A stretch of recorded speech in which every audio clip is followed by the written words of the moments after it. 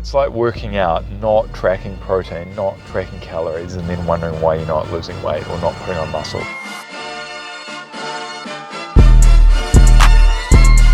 So back in Q3 this year, 2025, I went on a journey and a challenge of sorts with Hamish, personal trainer. We set a goal to drop some body fat, drop some total mass, and I was able to reach that goal. I was able to tick off the 10 kilo goal just outside of the 3-month window, but better late than never. Did the work. I learned a lot about myself. I learned a lot about what is required to make change. It requires a lot of consistency, and what I thought today's video is going to be about is just how the two different topics, fitness and business, how many similarities there are and what you can learn from each one.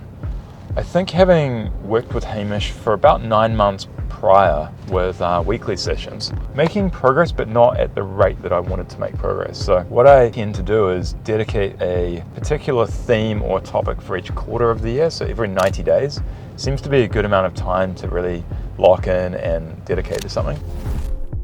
I really noticed the correlation between business and fitness very early on. I noticed what was required in order to get results. For me, what that looked like was a very specific amount of calories per day, a very specific amount of protein per day, and then we were also tracking steps per day. There was weight sessions as well, strength-based training, but the fundamentals were more around the calories and around the steps, which was a cool way to break it down. You know, like everyone that has ever tried to get into shape, you know, quote unquote, thinks that it's about lifting weights and like maxing out at the gym, but it really isn't that. That is the opposite. You know, it's really more about consistency and about controlling a few key variables. How that could apply to a business context would probably be around visibility over key metrics, so whether that's cash in the bank, sales, profitability. I think a lot of business owners, especially in the small and medium stage, they're really going off gut feel and they're really not using data to their advantage. And this is where the fitness thing really highlighted to me the importance of clarity and knowing those numbers.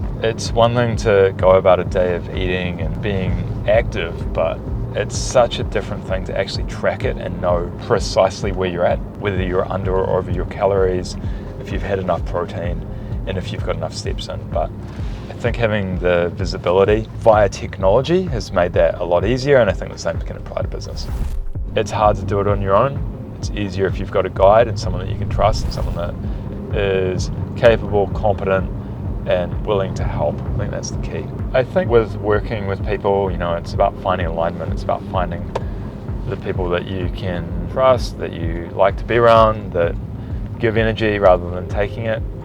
And it's a really good example of a dynamic that has evolved over the last, say, 12, 15 months. I think having got to know Hamish as an individual and his passion and knowledge to physical fitness and nutrition, it's a cool approach that he brings. It's very customized, it's very bespoke to the individual, which is one of the keys to it working.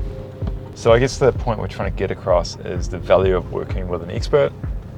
So working with Hamish, the personal trainer in this instance, or working with a business coach or an advisor or someone that you trust to help be a resource and a guide to help lead you on the journey.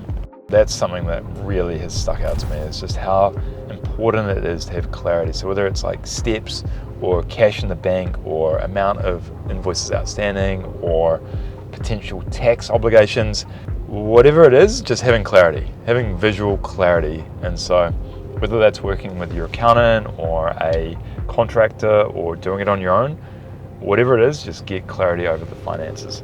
That is key. It's probably something to outsource unless you're really into it, unless you love it and you really want to just lean in and keep a super close eye on it. In my experience, that is not often the way. Most entrepreneurs, business owners, they're not in the weeds of the finances.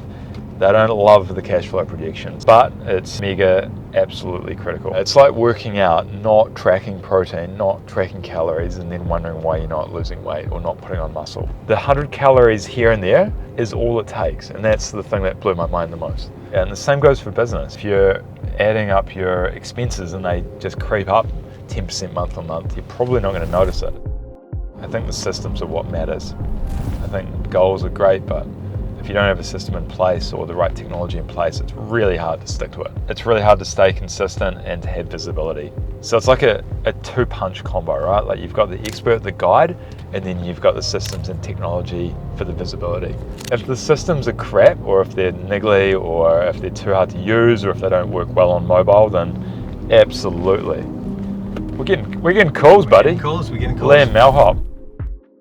And the other thing was the nutrition. So there's many times in my life when I've tried to track calories. I've tried to ensure that I'm getting the correct amount of calories and protein in per day. One reason why I think that's gone wrong is that it's been too hard. With Hamish, what we did was we just made it as easy as possible to win. So we made it so easy that I couldn't fail.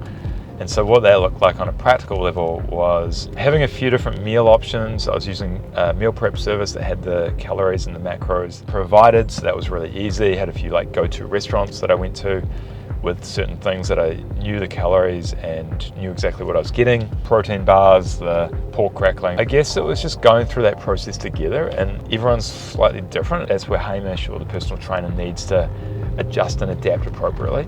And surely it just can't be worth it to cut out all those delicious foods.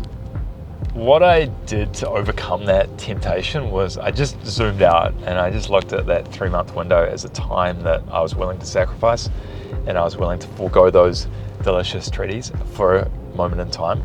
I just looked at it in that, you know, if I live to 80 or so, is a 3-month window a reasonable compromise or sacrifice in order to not eat those things? And I thought, yeah, I can do that. I can handle that. I mean, there is a lot of temptation out there for sure. Cookie dough bites, you see that? Dangerous. That's the kind of thing that you're up against. I mean, look at this though, the brandy snap block. Man, temptation is everywhere. From a cognitive load perspective, like it's so much easier, at least for me, to just be all clean or nothing at all. I think as soon as you start like bending the rules, I think that's when you're just exposing yourself to a whole bunch of potential risk. I definitely noticed when I was fully dialed in, I did notice an absolute peak with regards to energy and clarity. So there were a lot of positive flow-on effects. I think overall the return on investment from that sacrifice was absolutely worth it. And so I think if you look at the levers that you can pull within a business, I think the optimization of health of, you know, either the owner or leadership, I think that's a really easy-ish one to pull.